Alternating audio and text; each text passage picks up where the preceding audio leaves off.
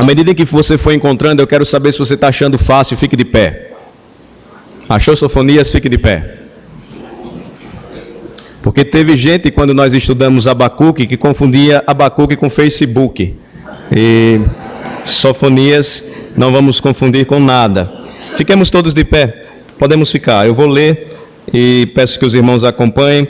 Apenas é um teste para ver a sua velocidade para encontrar livros localizados entre os profetas menores. A partir do versículo 7, eu peço a atenção dos irmãos, eu lerei até o versículo de número 14, peço que todos vocês acompanhem apenas. Cala-te diante do Senhor Deus, porque o dia do Senhor está perto, pois o Senhor preparou o sacrifício e santificou os seus convidados. No dia do sacrifício do Senhor, hei de castigar os oficiais e os filhos do rei e todos os que trajam vestiduras estrangeiras. Castigarei também naquele dia todos aqueles que sobem um pedestal dos ídolos e enchem de violência e engano a casa dos seus senhores. Naquele dia, diz o Senhor, far-se-á ouvir um grito desde a porta do peixe e um uivo desde a cidade baixa e grande lamento desde os outeiros. Uivai, vós, moradores de Mactés, porque todo o povo de Canaã está arruinado. Todos os que pesam prata são destruídos. Naquele tempo esquadrinharei a Jerusalém com lanternas, e castigarei os homens que estão apegados à borra do vinho, e dizem no seu coração, o Senhor não faz bem, nem faz mal. Por isso serão saqueados os seus bens, e assoladas as suas casas, e edificarão casas, mas não habitarão nelas, plantarão vinhas, porém não lhes beberão o vinho. Oremos ao Senhor. Ó Senhor, nosso Deus e Pai, nesta hora suplicamos a Tua bênção, para que todos nós, Senhor, possamos entender, compreender a Tua Santa Palavra, a mensagem do livro de Sofonias, a necessidade e a urgência de nos prepararmos para o dia do Senhor. Abençoa, Senhor, o Teu povo, fala diretamente ao nosso coração, abre o entendimento dos nossos filhos, converte o coração, Senhor, dos nossos filhos, transforma almas, as almas daqueles que aqui estão conosco e que têm buscado conhecer a Tua Palavra, e têm buscado conhecer o Senhor. A Tua Palavra nos diz, Senhor, que estás tão perto e que podes ouvir, atender a voz da nossa oração, e suplicando ao Senhor Deus as Tuas bênçãos, certamente derramarás esta graça sobre nós. Oramos em nome de Jesus. Amém. Podem assentar, irmãos.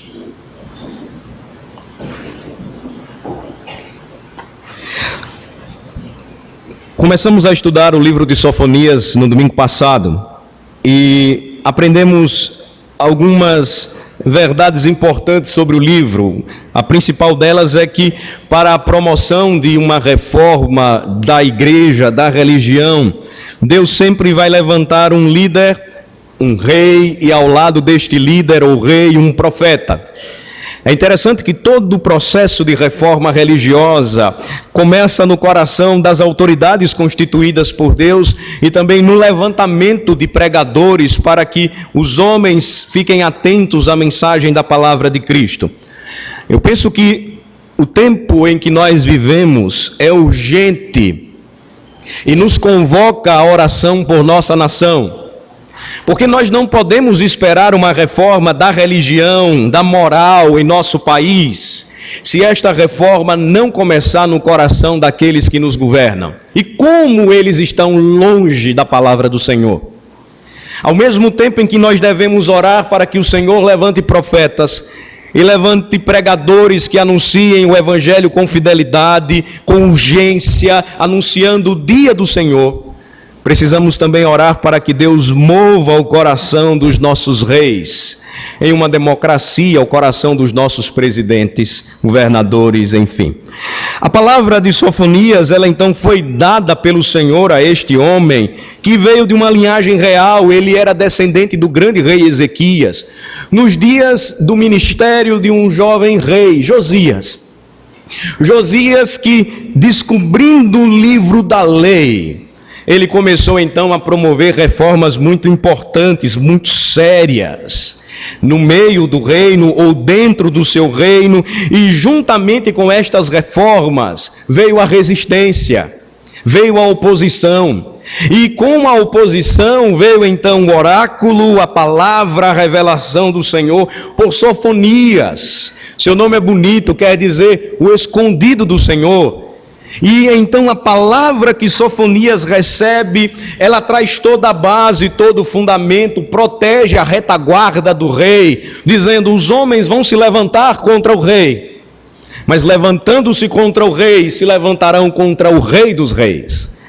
A sequência então do que nós estamos vendo agora, a partir do versículo 7, é que diante das primeiras palavras do livro profético, onde o Senhor diz que consumiria todas as coisas sobre a face da terra, versículo 2, a começar dos homens e dos animais, ou seja, a causa principal da queda, e estendendo a mão contra Judá e contra os habitantes de Jerusalém, porque trocaram o Senhor por Baal, trocaram o culto ao Senhor soberano e criador pelo falso Deus, a adoração a demônios, o sacrifício dos seus filhos.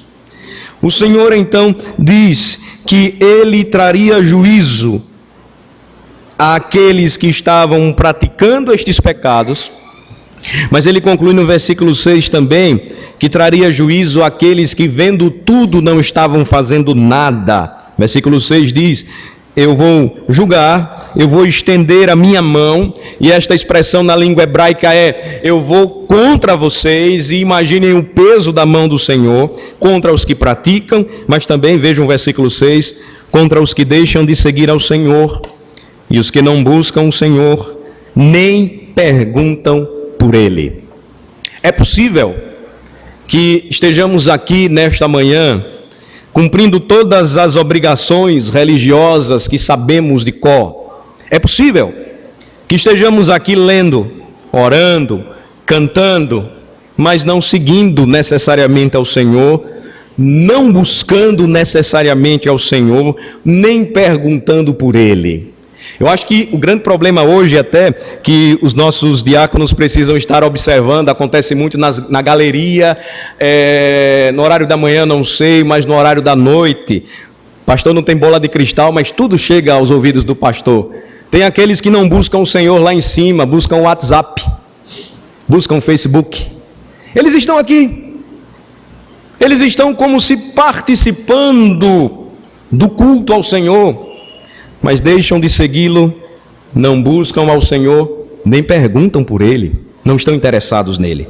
A reação então, diante da revelação do juízo divino, é o que nós encontramos a partir do versículo de número 7. E eu queria que vocês lessem comigo, eu peço que agora leamos juntos o versículo de número 7. Vamos ler? Cala-te diante do Senhor Deus, porque o dia do Senhor está perto, pois o Senhor preparou o sacrifício e santificou os seus convidados. A reação do homem, porque é pecador, porque diante da glória e da santidade, do juízo de Deus, tem os seus pecados descobertos. A reação não é tentar argumentar, é reconhecer onde caiu, como diz o Senhor às igrejas da Ásia no livro do Apocalipse, levantar-se e fazer direito. É reconhecer o seu pecado, e não tem reação maior ou melhor do que aquela descrita aqui no versículo de número 7. Cale-se diante do Senhor Deus.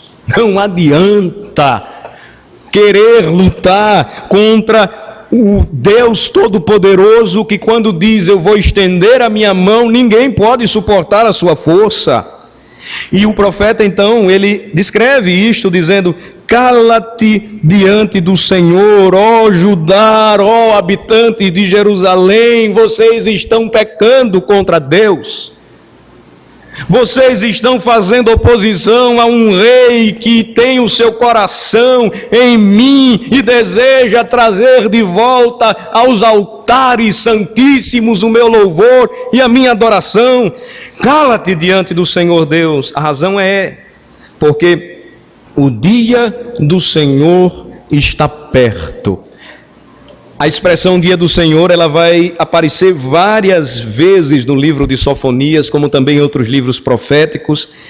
E aqui o seu contexto sempre apontando para o juízo iminente de Deus. O juízo se aproxima, o juízo está perto.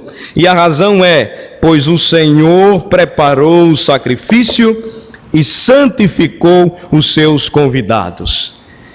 Todo ato de culto envolveria sacrifício, necessariamente.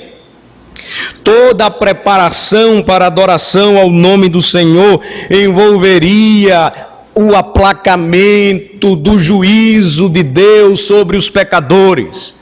Os sacrifícios precisavam ser oferecidos, o sangue precisava ser derramado, a ira santa de Deus deveria ser aplacada.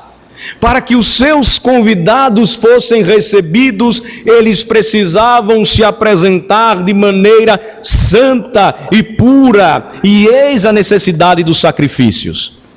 Agora notem, irmãos, que à luz do contexto do primeiro capítulo e de todo o livro, o que nós vamos perceber é que o dia do Senhor ele estava próximo, porque o Senhor já havia preparado o seu sacrifício, e este sacrifício seria o derramamento de sangue daqueles que haviam se levantado contra ele. Ele iria consumir todas as coisas sobre a face da terra. Ele iria fazer isto para que, trazendo juízo sobre Judá, os homens se arrependessem, crescem, temessem em seu nome e não perecessem. Nós aqui podemos fazer um paralelo importante, uma vez que este mês nós recordamos a Páscoa e lembramos então quem foi o nosso sacrifício. Quem o Senhor preparou, derramando toda a sua ira santa, a fim de que nós, os convidados, estivéssemos aqui. Jesus, o Cordeiro que foi morto, Jesus, o Cordeiro que derramou o seu sangue, o sacrifício do Senhor e nos santificou. Ou você acha que por nossas próprias obras nós poderíamos nos apresentar diante do Senhor? A linguagem bíblica às vezes é chocante, e nós muitas vezes somos cercados de uma falsa piedade e hipocrisia, aquela semelhante à do homem que dá muitas risadas, ele até chora diante da televisão com piadas imorais. E aí quando o irmãozinho também assistiu e chega na igreja e conta a mesma coisa, ele diz: que conversa feia é essa, rapaz? Palavras torpes. A nossa piedade é assim. É falsa, é hipócrita. E a linguagem bíblica a respeito das nossas obras, ela é chocante. O profeta diz, ela é semelhante a trapos de imundícia, panos de menstruação de uma mulher, a sua imundície, aquilo que ela descarta, aquilo que suja e ela lança fora. Deus vê as nossas obras desta forma. É uma linguagem chocante, não é verdade? A nossa falsa piedade diria: pastor, não fala isso de púlpito não. Mas é isso que a Bíblia diz. Você acredita que eu e vocês, com estes trapos imundos, poderíamos nos apresentar diante do Senhor de toda a terra? Jamais. Por isso, calados devemos esperar. Calados devemos olhar para o sacrifício preparado pelo Senhor. Calados somos santificados e purificados por Ele, os seus convidados. Os seus convidados. No versículo de número 8, leiam comigo, o profeta continua, e ele vai dizer que neste dia de sacrifício, eu já adiantei para vocês, o que é que iria acontecer? É a palavra que Sofonias recebe, a profecia.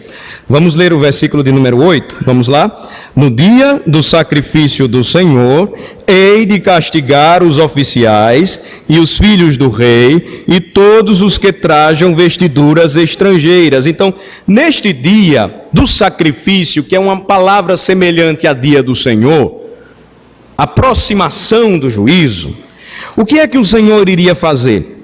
ele iria julgar, a palavra aqui é castigar, do oficial do rei até a pessoa mais simples. Agora o curioso aqui é porque no versículo 8, Deus não disse: no dia do meu sacrifício eu irei castigar o rei, os oficiais e os seus filhos. Porque o rei aqui em questão era Josias. Josias é que estava promovendo as reformas. Josias é que estava colocando tudo nos eixos. Josias, sendo jovem, é que estava revelando profunda força e convicção de alma de que a lei do Senhor, perdida, mas resgatada, precisava ser novamente imprimida no coração do povo. Mas vejam que o juízo viria contra os seus oficiais, os seus filhos, o que provavelmente acarretaria em juízo futuro, e todos aqueles que vestiam roupas diferentes. A expressão aqui é que trajavam vestiduras estrangeiras. Desde os dias de Salomão, e Salomão, diz a Escritura, amou muitas mulheres, ele teve 1000 mulheres como rei, e o que parecia uma ostentação do rei, ora, eu sou o rei de Israel, tenho 1000 mulheres, na realidade revelava condução, domínio. A Bíblia diz que ele se deixou seduzir por estas mulheres, e seduzido por estas mulheres, ele cedeu à tentação de construir em cada ponto do reino os ídolos ou os altares para que as suas esposas adorassem os seus ídolos. Percebam, ele foi seduzido, e a palavra sedução, na sua forma mais literal, quer dizer conduzido, dominado. Salomão, tão sábio, no final da sua vida, foi um cabra extremamente dominado. Imagine 1000 mulheres dominando um homem. O levou à ruína, o levou à dominação, o conduziu à morte. Aquelas mulheres não temiam ao Senhor. E qual foi o resultado disso para os seus descendentes? Era comum em Jerusalém identificar-se os sacerdotes pelas roupas que vestiam. Passava um com a roupa e os trajes do sacerdote de Milcom, de Moloque, de Baal, de Astarote. Então, o Senhor, através da sua obra de reforma, o que ele prometeu fazer? No dia do meu sacrifício, eu vou castigar. Eu vou trazer juízo aos oficiais que estão vendo tudo isso e praticando, aos filhos do rei, uma promessa futura àqueles que iriam se desviar, e a todos estes sacerdotes que trajam vestiduras estrangeiras. Então, não poderia haver mistura no reino. Todos deveriam adorar somente o Senhor Deus. Agora percebam que esta linguagem aqui, me permitam mais um outro paralelo, é utilizada por Jesus, a linguagem é a mesma.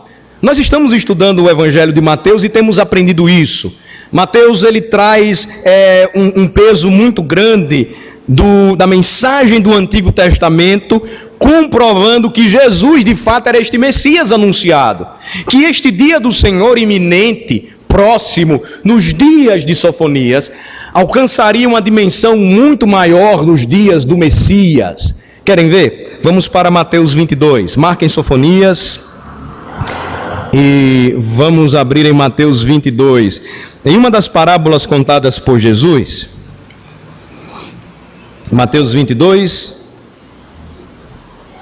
a partir do versículo de número 1, Jesus conta a parábola das bodas, casamento. Ele vai dizer que, a partir do versículo 2, Mateus 22, a partir do versículo 2, o reino dos céus é semelhante a um rei que celebrou as bodas de seu filho. Então, enviou os seus servos a chamar os convidados para as bodas, versículo 3, mas estes não quiseram vir. Enviou ainda outros servos com esta ordem: dizei aos convidados, eis que já preparei o meu banquete, os meus bois e cevados já foram abatidos e tudo está pronto, vinde para as bodas. Eles, porém, não se importaram e se foram, um para o seu campo, outro para o seu negócio, e os outros, agarrando os servos, os maltrataram e mataram. O rei ficou irado e, enviando as suas tropas, exterminou aqueles assassinos e lhes incendiou a cidade. Estão percebendo a linguagem semelhante? Então, disse aos seus servos: está pronta a festa. Mas os convidados não eram dignos. E depois para as encruzilhadas dos caminhos, e convidai para as boldas a quantos encontrardes. E saindo aqueles servos pelas estradas, reuniram todos os que encontraram maus e bons, e a sala do banquete ficou repleta de convidados. Agora leiam comigo, dos versículos 11 a 14. Vamos ler. Entrando, porém, o rei para ver os que estavam à mesa, notou ali um homem que não trazia veste nupcial. E perguntou-lhe: amigo, como entraste aqui sem veste nupcial? E ele emudeceu.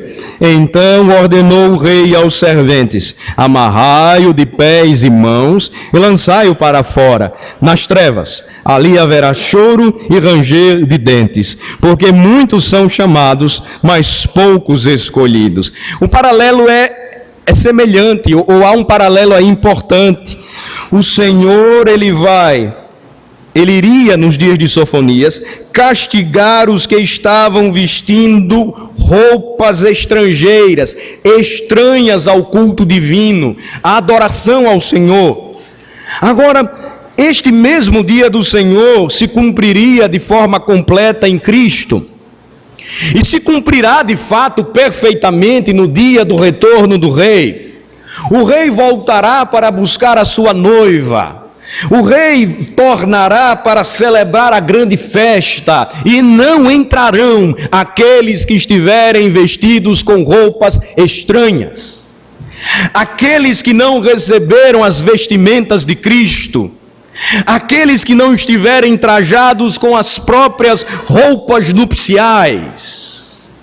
É incoerente que alguém se apresente em determinadas solenidades de forma diferente. Por exemplo, você jamais entrará em determinadas repartições públicas ou num tribunal de justiça ou num fórum judicial de short, chinelo e bermuda. Você não pode entrar assim. Você precisa se apresentar segundo as normas e as exigências daquele lugar. Agora perceba uma dimensão muito maior e eterna quando o assunto é céu e inferno, juízo e salvação. Ninguém se apresentará diante do Senhor com roupas estranhas. É preciso estar vestido com as vestes dadas por Jesus Cristo. O dia do sacrifício do Senhor viria para ajudar. E o profeta diz: neste dia os oficiais, os filhos do rei e todos os que trajam vestiduras estrangeiras irão sofrer juízo. No dia do retorno do grande rei, Jesus, só entrarão nos céus aqueles que estiverem vestidos com as vestes alvas dadas por Cristo. Aquele que tem as suas roupas manchadas com o seu próprio sangue, porque ele foi o nosso sacrifício. Vamos voltar para Sofonias e vamos prosseguir. Lá no versículo de número 9, o profeta continua a dizer, e ele agora fala que também seriam castigados naquele dia todos aqueles que sobem o pedestal dos ídolos. Vamos ler juntos o versículo 9. Castigarei também naquele dia todos aqueles que sobem o pedestal dos ídolos e enchem de violência e engano a casa dos seus senhores. Seriam também castigados naquele dia todos os que saltavam o limiar do templo em nome dos ídolos. Samuel, o primeiro livro de Samuel, vai nos lembrar que este era um costume comum entre os sacerdotes de Milcom. Era uma superstição vã e tola que era praticada por aqueles homens idólatras e que estava sendo feita no templo. O Senhor então diz: eu vou castigar também naquele dia todos os que estão fazendo isto, que sobem um pedestal dos ídolos ou saltam o limiar do templo E ele conclui: e ao mesmo tempo enchem de violência e engano a casa dos seus senhores. Eles adoravam ao Senhor, ao mesmo tempo eles adoravam os falsos deuses, a Baal, a Milcom, aos falsos ídolos. E ao mesmo tempo em que eles faziam estas coisas, eles continuavam com os seus corações cheios de violência e engano. Jeremias foi um profeta que viveu no mesmo período de Sofonias. Vejam só o que ele diz a respeito deste comportamento, como ele é sério. Jeremias 7, a partir do versículo de número 11. Marquem Sofonias e abram comigo Jeremias 7. Jeremias capítulo 7,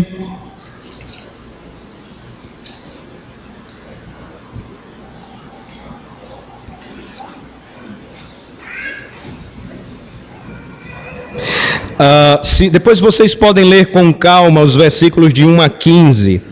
No contexto, o profeta recebeu uma ordem do Senhor, ele recebe a palavra da parte do Senhor, versículo 1. O Senhor ordena que o profeta Jeremias se coloque diante ou à frente da porta da casa do Senhor, e ali ele deveria pregar. E então todos deveriam ouvir a palavra do Senhor, todos os de Judá, os que entravam pelas portas para adorarem ao Senhor. O que é que eles estavam fazendo naquela casa? Primeiro nós vamos ler do versículo 8 em diante, para entendermos o contexto aqui. Vamos ler o versículo 8. Eis que vós confiais em palavras falsas, que para nada vos aproveitam. Que palavras são estas? As palavras dos versículos de 4 a 6. As palavras dos versículos de 4 a 6... O alerta do profeta é: não confieis em palavras falsas, dizendo: templo do Senhor, templo do Senhor, templo do Senhor é este. Mas se deveras emendardes os vossos caminhos e as vossas obras, se deveras praticardes a justiça, cada um com o seu próximo, se não oprimirdes o estrangeiro e o órfão e a viúva, nem derramardes sangue inocente neste lugar, nem andardes após outros deuses para vosso próprio mal, eu vos farei habitar neste lugar, na terra que dei a vossos pais, desde os tempos antigos e para sempre. Eles iam ao templo, eles adoravam ao Senhor, eles cantavam. A expressão é de um canto: templo do Senhor, templo do Senhor, templo do Senhor é este. Ninguém vai entrar aqui, ninguém vai tomar a cidade, ninguém será castigado. Nós estamos em Jerusalém. A ideia era essa. Mas aí o profeta vem e diz: vocês estão fazendo isso, mas o coração de vocês está cheio de engano e violência. Vocês estão oprimindo o estrangeiro, o órfão, a viúva, derramando sangue inocente, assassinando crianças. Neste lugar, eles sacrificavam seus filhos. Vocês estão andando após os outros deuses. Se vocês fizerem isso, isso não vai terminar bem. E o profeta então diz: abandonem estas coisas, voltem-se para Deus, e eu vou fazer vocês habitarem neste lugar que eu dei aos pais de vocês.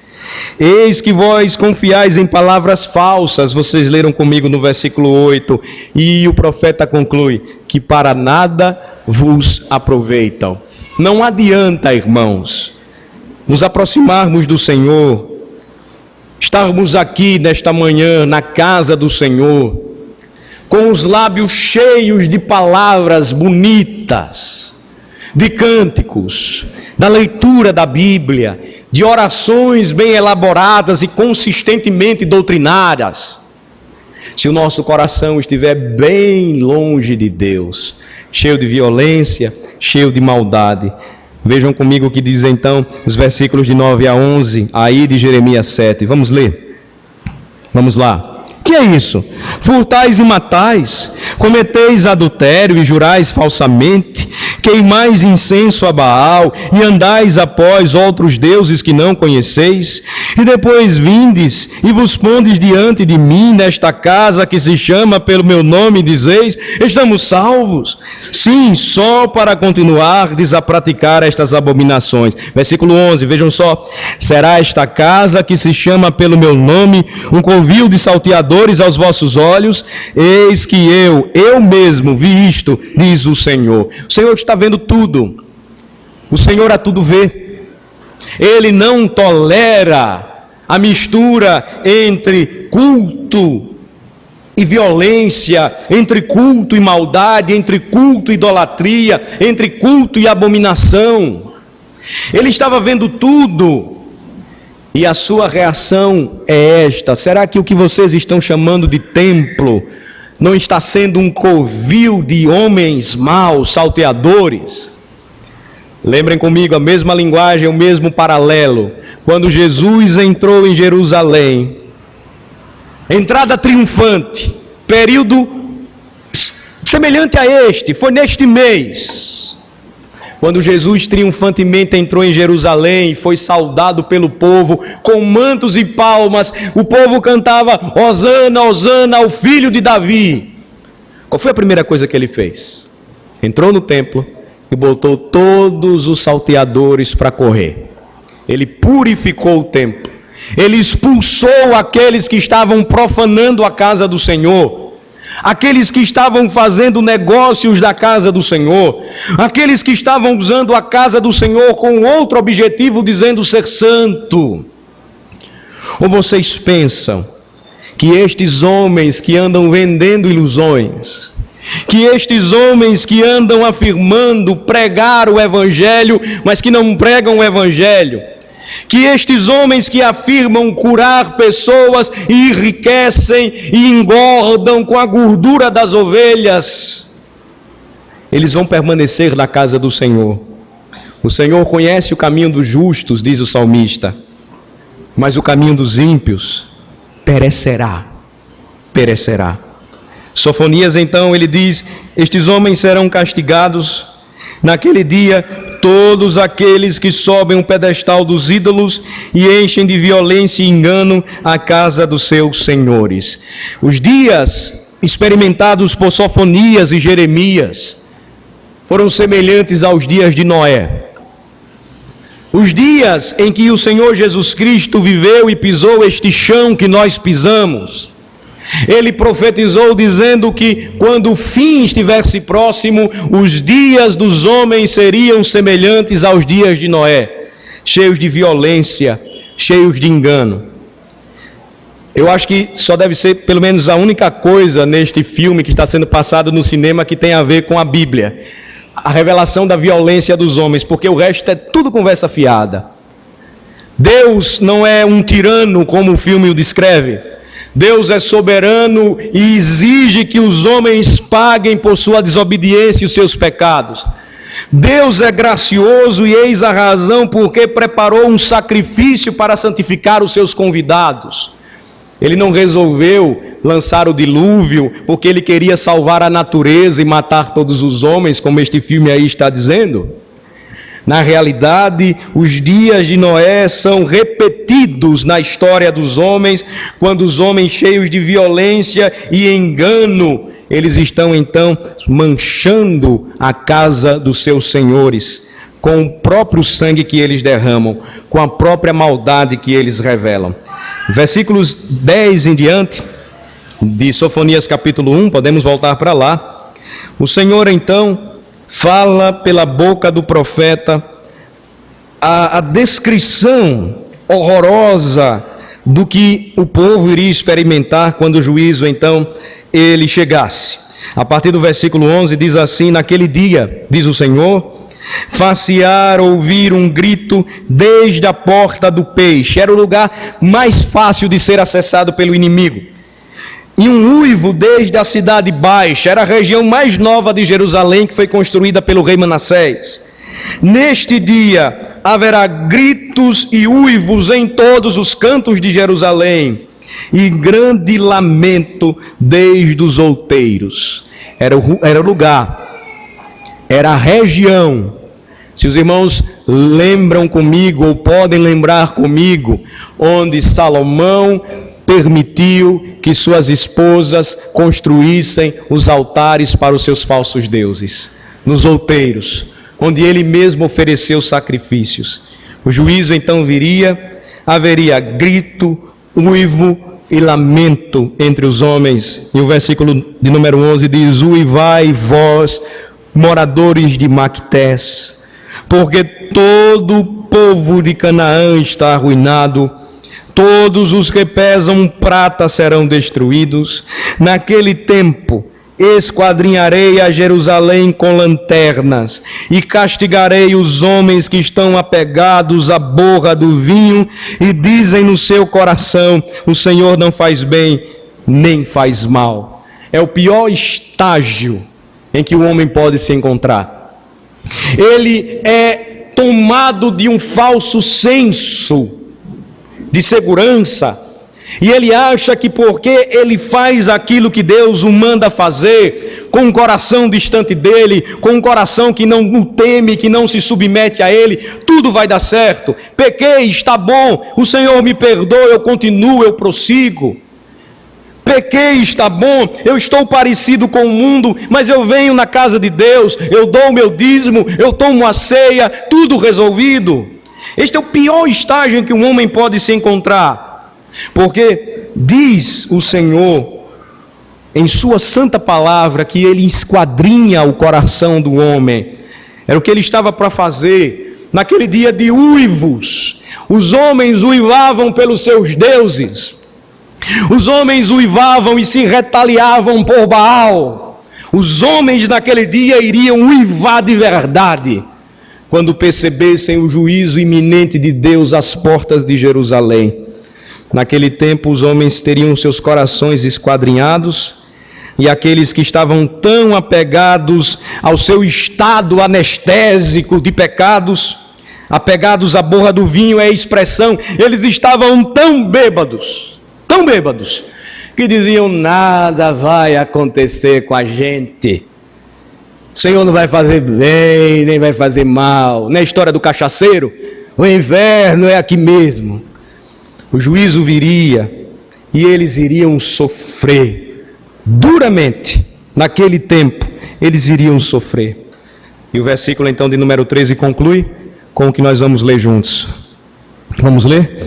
Por isso serão saqueados os seus bens e assoladas as suas casas, e edificarão casas, mas não habitarão nelas, plantarão vinhas, porém não lhes beberão o vinho. Tudo que eles construíram não seria usufruído, não seria aproveitado.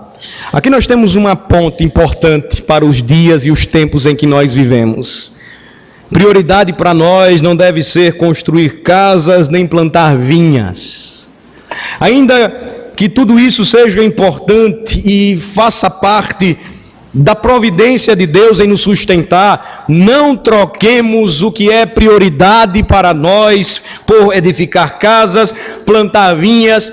E toda vez então que o pastor prega, que o pastor ensina, que o pastor alerta, você vem com a mesma história do cachaceiro.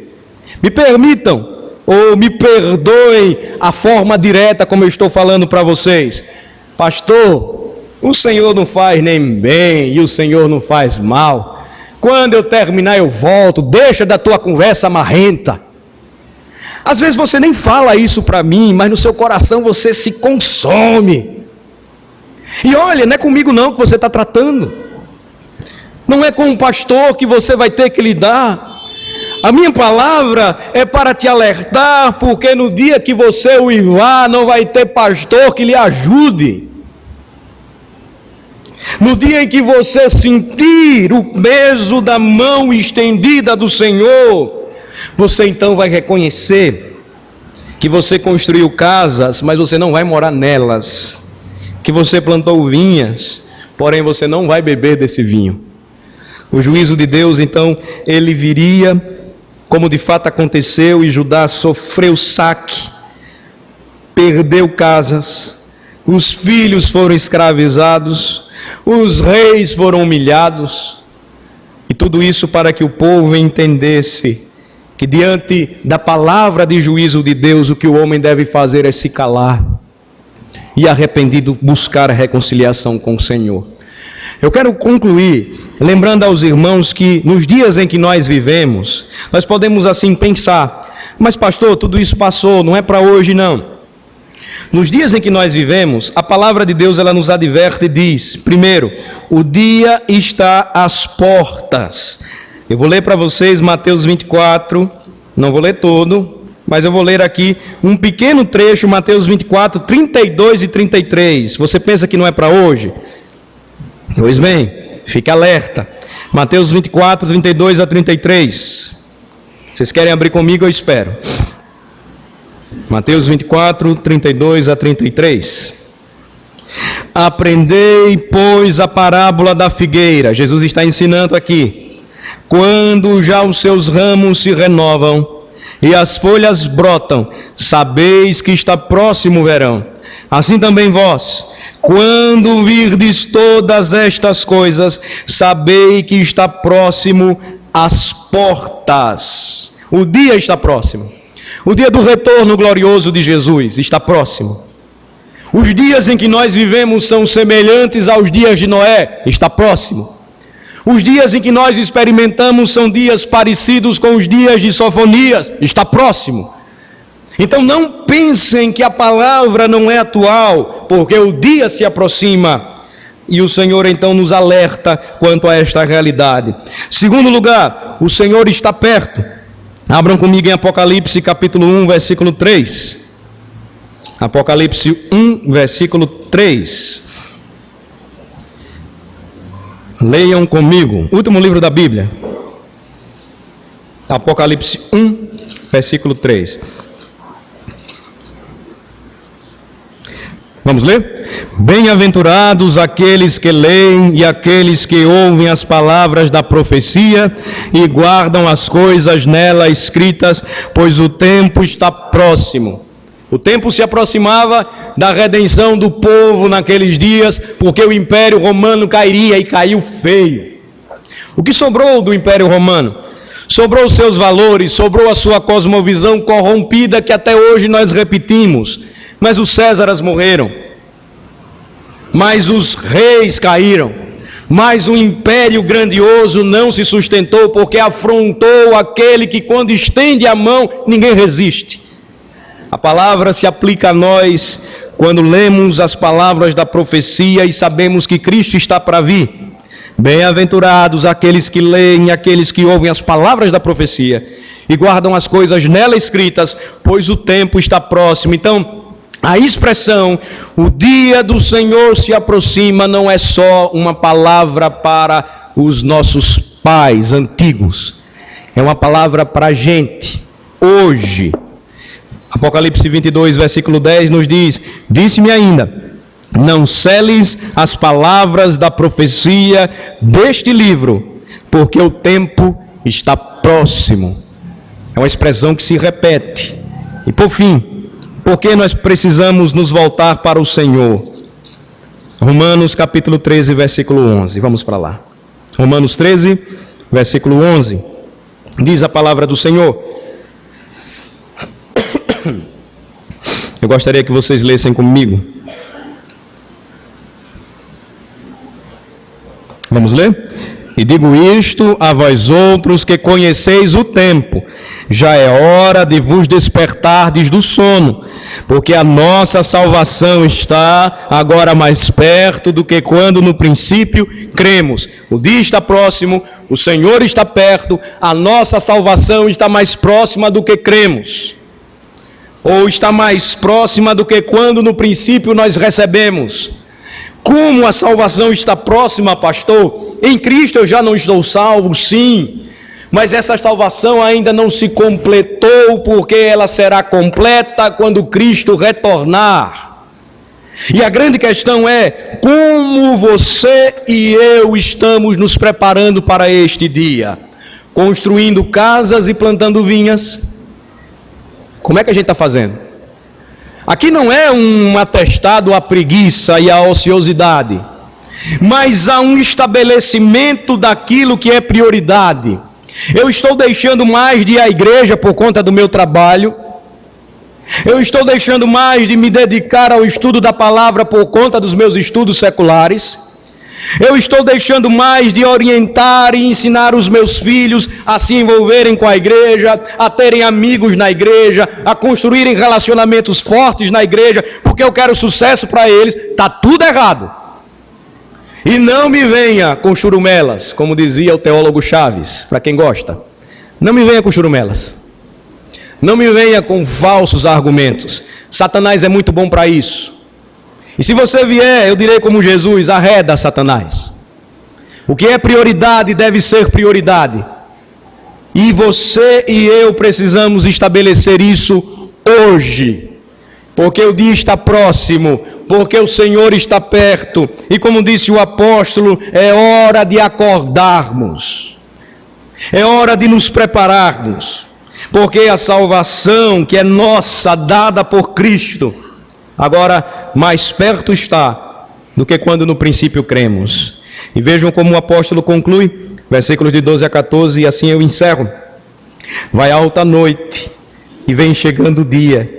Deixemos, pois, as obras das trevas e revistamo-nos das armas da luz. Andemos dignamente, como em pleno dia, não em orgias e bebedices, não em impudicícias, formas de impureza e dissoluções, não em contendas e ciúmes, mas revesti-vos do Senhor Jesus, e nada disponhais para a carne no tocante às suas concupiscências. O apóstolo disse, a autoridade dele dada por Deus, inspirado por Deus, nós conhecemos o tempo, nós temos a Bíblia, a não ser que você não esteja lendo a Bíblia. Você e eu conhecemos o tempo. Como é que nós vamos vencer o mundo? Como é que nós vamos vencer a tentação de priorizarmos a edificação de casas e a plantação de vinhas? Um símbolo, uma figura do nosso coração tão envolvido com este mundo, com esta terra. Como é que nós vamos vencer isso? A lição é revestindo-nos do Senhor Jesus Cristo e nada dispondo para a carne no tocante ao nosso desejo desenfreado por este mundo. Se nós nos desprendemos de Cristo, consequentemente, nosso coração desejará este mundo. Não há como esconder, não há como duvidar, não há como escapar desta realidade. Por isso, irmãos, o dia está próximo, preparemo-nos, pois. O Senhor está perto, por isso estejamos atentos às suas palavras. A salvação, ela está muito mais próxima do que nós imaginamos. O Senhor está voltando. Prepara-te, pois, prepara-te. Vamos orar. Ó Senhor, nosso Deus e Pai,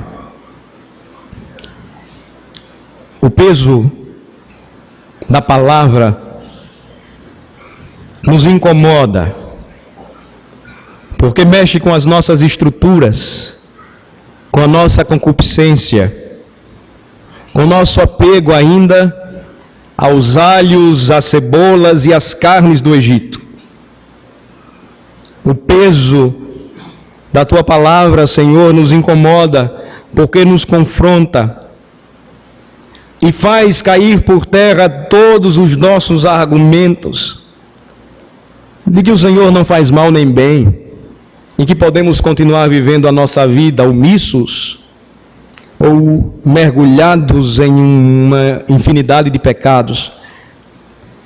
O peso da Tua palavra, ó Senhor, nesta manhã, confronta tanto o pregador como os ouvintes, de modo que, ó Senhor, o que nós te pedimos humildemente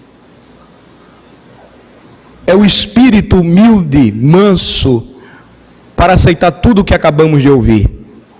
Receber a Tua palavra como um faminto come com gosto um prato de comida. Receber a Tua palavra como a verdade e nos preparar para o dia do Senhor. Pois os convidados serão recebidos, pois já foram purificados pelo sacrifício de Jesus Cristo. Os convidados não ficarão de fora, pois receberam vestes alvas como a luz do seu Redentor. Mas ninguém entrará no grande dia da tua festa, ó Senhor, com roupas estranhas, com vestes diferentes. Que nesta manhã, ó Senhor, o desejo da nossa alma seja que todos nós, dispostos aqui, estejamos para juntos entrarmos nesta festa, caminharmos juntos para o céu, nós e os nossos filhos, aqueles que estão ouvindo o Teu Evangelho, e à medida em que ouve, o entendimento se abre, porque esta é a obra do Teu Espírito, levar o pecador até Jesus Cristo. Abençoa, Senhor, a Tua igreja, e livra-nos, ó Senhor, de perdermos tempo, alienados ou anestesiados, com a preocupação desta terra de construir casas e plantar vinhas. Que façamos tudo, mas sempre olhando para os céus, lembrando que o Senhor está perto, que o dia se aproxima, e que a nossa salvação, que no princípio cremos, está mais próxima de nós do que podemos imaginar. No nome de Jesus oramos. Amém.